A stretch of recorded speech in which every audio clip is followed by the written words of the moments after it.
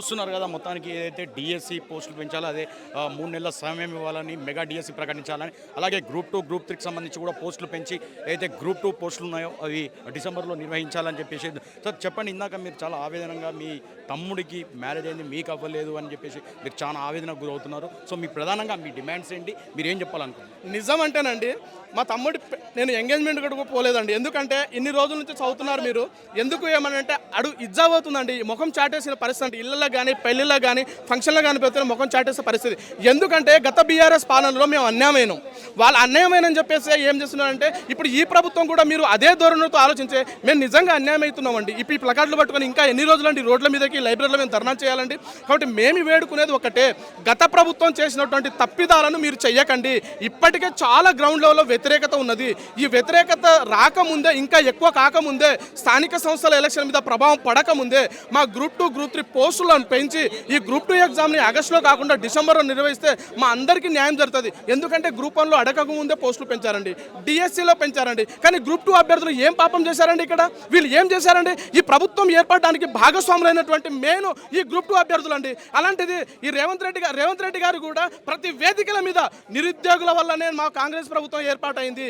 మరి ఎందుకు నిరుద్యోగుల మీద కాంగ్రెస్ ప్రభుత్వం ఏర్పాటైనప్పుడు మరి మా గ్రూప్ 2 అభ్యర్థులకు మీరు ఎందుకు అన్యాయం చేస్తూ ఉన్నారు? మేము ఏం చేసాం? మేము ఇంకొకటి ఏంటంటే మరి అధికారుల తప్పిదమో మధ్యవర్తుల తప్పిదమో మాకు తెలియదు. కానీ ఇప్పటికైనా ముఖ్యమంత్రి గారు ఇన్స్టిట్యూట్ డైరెక్టర్లను సంప్రదించి డేట్లు ఇవ్వకుండా మాలాంటి నిరుద్యోగులకు ఒక 2-3 ఒక 10 మందిని పిలిపించుకొని అసలు మీ డిమాండ్ ఏంటిది, మీ అంశం ఏంటిది అని చెప్పేసి అడిగితే మా డిమాండ్ ఏందో మేము చెప్తాము. కానీ ఇప్పటికైనా ఈ వేదిక నుంచి ఏమంటున్నామంటే ఈ గ్రూప్ 2 గ్రూప్ 3 ఈ గ్రూప్ 2 ఎగ్జామ్ని ఎందుకు డిసెంబర్లో నిర్వహించమని అడుగుతున్నాం అంటే గ్రూప్ 2 గ్రూప్ 3 సేమ్ సిలబస్ అండి, సేమ్ సిలబస్ సేమ్ ప్యాటర్న్. కాబట్టి గ్రూప్ 2ని ఆగస్టులో కాకుండా డిసెంబర్లో నిర్వహిస్తే ఇక్కడ ఉన్న వాళ్ళందరికీ న్యాయం జరుగుతుంది. ఎందుకంటే గ్రూప్ 2 గ్రూప్ 3లో పోస్టులు పెంచి ఈ గ్రూప్ 2 ఎగ్జామ్ని డిసెంబర్లో నిర్వహించమని చెప్పేసి ఈ ప్రభుత్వాన్ని వేడుకుంటా ఉన్నాము. మీకు ఇక్కడ ఏదైతే లైబ్రరీలో చూసుకుంటే పుస్తకాలు పట్టిన చేతుల్లో ప్లకార్డ్స్ పట్టుకున్నారు. సో దీన్ని ఎవరు తప్పిదం అనుకోవచ్చు, ఇది ఎలా చూడొచ్చు? ఇది ఎవరి తప్పిదం అంటే గత బీఆర్ఎస్ పాలన తప్పిదం. ఇది వాళ్ళు చేసినటువంటి తప్పులే ఇప్పుడు మేము మళ్ళీ రోడ్ల మీదకి రావాల్సి వస్తున్నది. వాళ్ళు చేసిన తప్పిదాలను మీరు సరిచేసి మాకు న్యాయం చేయమని అడుగుతా ఉన్నాము. వాళ్ళు చేసినట్టు మీరు చేస్తామంటే ఇంకా తర్వాత గ్రౌండ్ లెవెల్లో ఏ విధంగా వ్యతిరేకత వస్తుందో ఇక మీకే రాను మీకే అర్థమవుతుంది. ఓకే, సో చెప్పండి మీ సమస్య ఏంటంటే? మా సమస్య గ్రూప్ 2 గ్రూప్ 3లో పోస్టులు పెంచి డిసెంబర్లో ఎగ్జామ్ కండక్ట్ చేయాలని మా డిమాండ్. మీరు చెప్పండి. ఏండ్లుగా ఎదురు చూస్తున్నాం, 7 జోన్లుగా 700 దయచేసి గ్రూప్ 2 పోస్టులు పెంచండి. సో దీనికి ఏమంటారు? ఇప్పుడు నిరుద్యోగులు ఎంత 3 లక్షలు 7-8 లక్షలు ఉన్నారు. ఈ 700 పోస్టులు పెడితే ఎంత వస్తుంది ఒక్కొక్కరికి?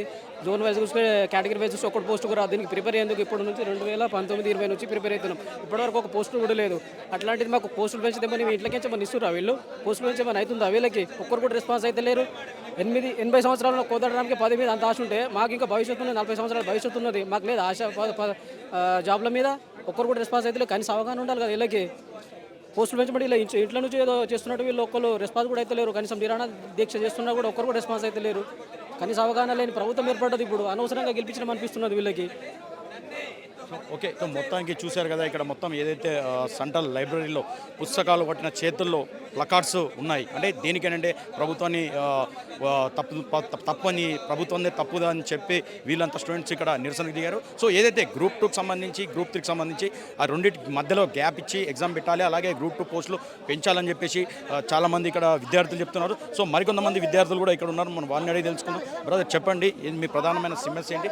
ఇక్కడ మీరు ఏదైతే ఈ సెంట్రల్ లైబ్రరీలో పుస్తకాలు పట్టిన చేతుల్లో ప్లకార్డులు పట్టుకున్నారు, సో ఎందుకు దేని గురించి పట్టుకున్నారని ఏం చెప్తారు? అన్న, మేము దాదాపు 1 ఇయర్ నుంచి ఇదే సమస్య.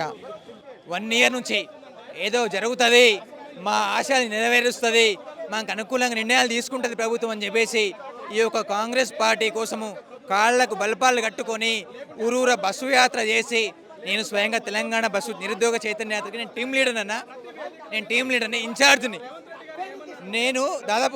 నేను రేవంత్ అన్న వచ్చిన ప్రోగ్రామ్కి రౌండ్ టేబుల్ కాన్ఫరెన్స్ నేను అధ్యక్షత వహించిన.